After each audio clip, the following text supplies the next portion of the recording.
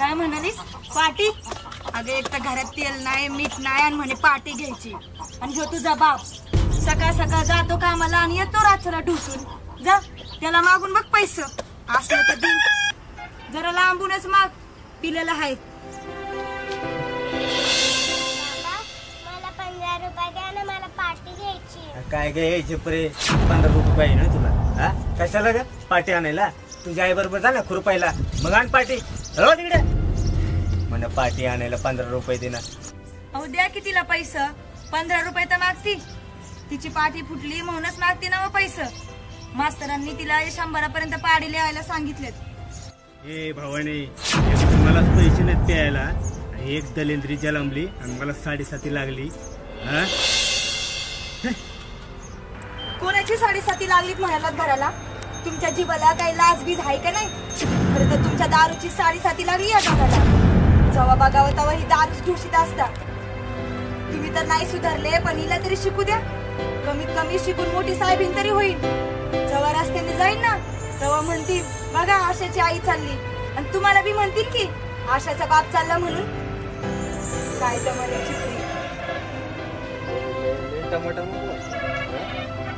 कशाला एवढं बोलतो?